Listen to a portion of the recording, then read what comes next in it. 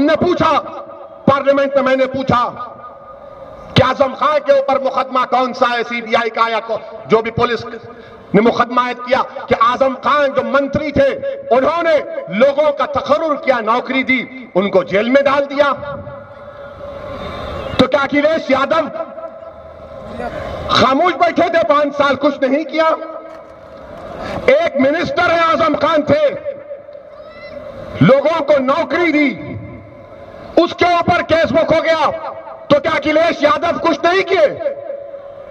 इतना बड़ा बड़ा रोड बनाए, हर काम बोलते मैंने किया, तो फिर आजम ने क्या किया था?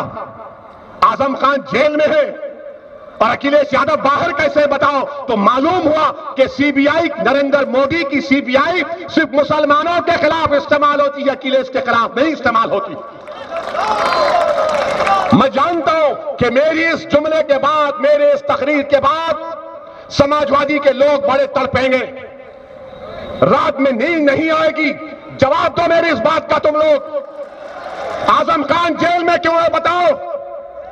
क्यों जेल में आजम खान? बकरी चोरी, भैंस चोरी।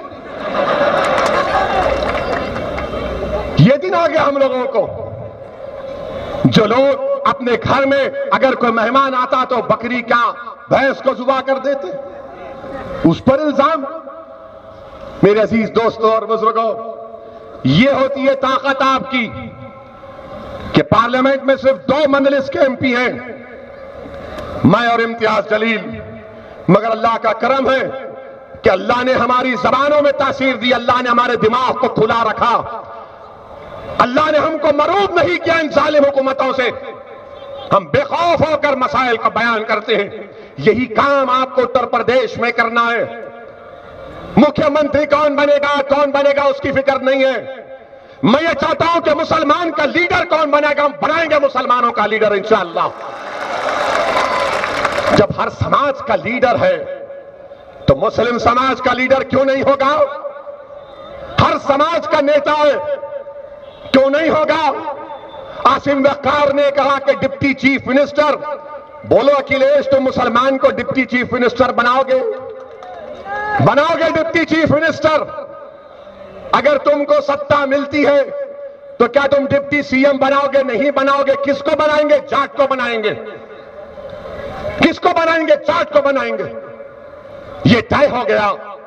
मगर मुसलमान 19% में, उससे कहेंगे कि तुम अभी रुक जाओ, बीजेपी को हराना है। अरे क्या बीजेपी को हम नहीं हरा सकते? क्या सीसा माओ से मंजलिस का उम्मीदवार क्यों नहीं कामयाब हो सकता इंशाअल्लाह ताला? क्या हम बीजेपी को नहीं रोक सकते? CAA का कानून अगर आज भारत में रुका हुआ है, अमित शाह और मोदी परेशान है CAA कानून पर, तो भारत के मुसलमानों के एहतजाज की वजह से डरे हुए हैं। ये इन सियासी पार्टियों ने क्या किया? समाजवादी ने, कांग्रेस ने, हमने अपना खून बहाया। अलीगढ़ मुस्लिम यूनिवर्सिटी में बच्चे का हाथ कट गया, जामे मिलिया में बच्चे की आंख चले गई, लाठियां बरसाना पड़ा। दिल्ली के फसादात में हमारे घरों को जला दिया गया, 19 मसाजिद को नुकसान या जला दिया गया। अरे तुम्हारा क्या नुकसान हुआ? हमने एहतजाज किया, जमहूरी तरीके से एहतजाज किया, तो मोदी और अमित शाह डर गए। जब तुम डर को निकालोगे अपने दिलों से उत्तर प्रदेश के मुसलमानों, तुम्हारी क़यादत उसी दिन बन जाएगी। तुम जंग से पहले उत्तर प्रदेश के मुसलमानों, मैं तुमसे कह रहा हूं, भीख मांग रहा हूं, तुम जंग से पहले नतीजे की फिक्र मत कराओ। 60-65 साल हो चुके हैं, तुमने क्या हासिल किया बताओ? 19% की आबादी, 28% उत्तर प्रदेश की जेलों में मुसलमान है। अतीक अहमद के भी औलाद है, बड़ा बेटा गैब है। एक बहन हमारी तकलीफ से अपने शौहर की खत को पढ़ रही है। गुजरात की जेल में अतीक अहमद को रख दिया गया। हम अहमदाबाद गया, मैं मिलना चाहता था अतीक साहब से, तो गुजरात की सरकार ने, बीजेपी ने कहा कि ओवैसी नहीं मिल सकते। मेरे अजीज दोस्तों और बुजुर्गों, इस नाइंसाफी को खत्म करना है। अगर आप इसी तरह सोचते रहेंगे कि कैसा होगा, क्या होगा, याद रखो, शैतान हर नेक काम करने से पहले इंसान को डराता है। शैतान और नफ्स एक मुसलमान से कहता है कि मत कर ये नेक काम। आप सोच लो, अगर आप सुबह उठेंगे कि मैं नेक काम करूंगा, शैतान बोलेगा ये करेगा तो पैसों का खर्चा होगा। तुम नेक काम करोगे तो नफ्स बोलेगा अरे बाद में किया जा सकता है। मेरे अजीज दोस्तों और बुजुर्गों, उत्तर प्रदेश के खास तौर से गयूर मुस्लिम नौजवानों, ये लड़ाई तुम्हारी लड़ाई है। मैं अपनी लड़ाई लड़ने नहीं आया हूं। मैं तुम्हारी जवानी को बचाना चाहता हूं। मैं चाहता हूं कि जब तुम बूढ़े हो जाओगे, जब मैं नहीं रहूंगा, मैं कब्र में रहूंगा, तुम जोश में रहो, तुम्हारा राज रहे, तुम्हारी क़ियादत रहे, तुम्हारी आवाज रहे, तुम्हारी इज्जत बहाल हो जाए। नौजवानों, ये लड़ाई तुम्हारी है। अगर आज मजलिस लड़ रही है तो ये नौजवानों को उनके रोशन मुस्तकबिल के लिए, नौजवानों का रोशन मुस्तकबिल हो। ये मैं क्यों कह रहा हूं?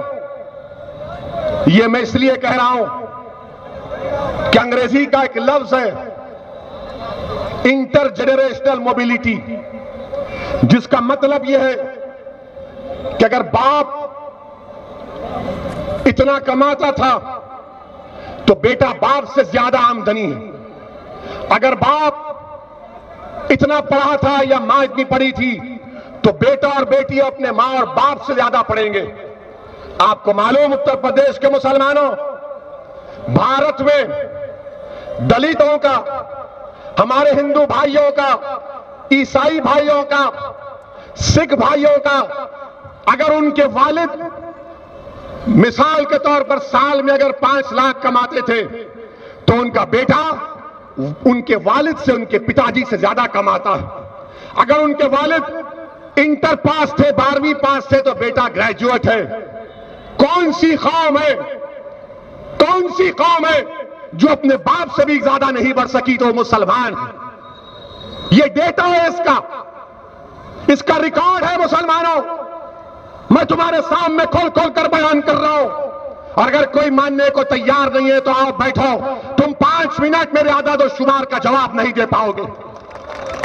ये इंटरजेनरेशन मोबिलिटी मुसलमानों में कम हो गई, तालीम के मैदान में, आमदनी के मैदान में। और हम क्या कर रहे हैं? नहीं नहीं, बीजेपी को हराना है। अरे जरूर हराओ, मगर तुम मरकर कैसे हराओगे बीजेपी को? तुम जिंदा रहेंगे तो बीजेपी को हराओगे ना।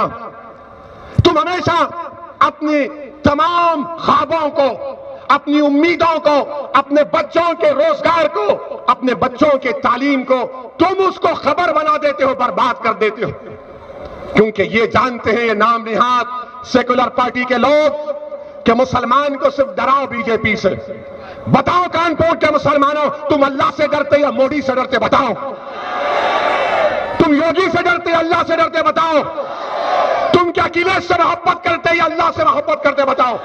तो फिर मोहब्बत और डर जब तुम खुलकर कह रहे हो तो करो मोहब्बत अब्बुल आलमीन से, जो हमारे मुकद्दरों का फैसला करने वाला। और याद रखो, अल्लाह उस कौम की हालत को नहीं बदलता जो अपने आप को बदलने के लिए तैयार नहीं।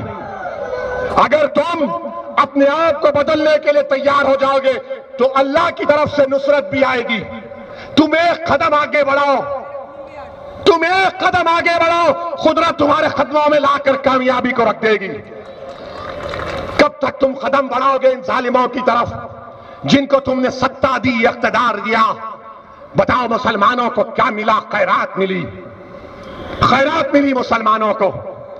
मेरे अजीज दोस्तों और बुजुर्गों, ये सियासत है, और सियासत में आपको अपने वोट की अहमियत को जानना पड़ेगा।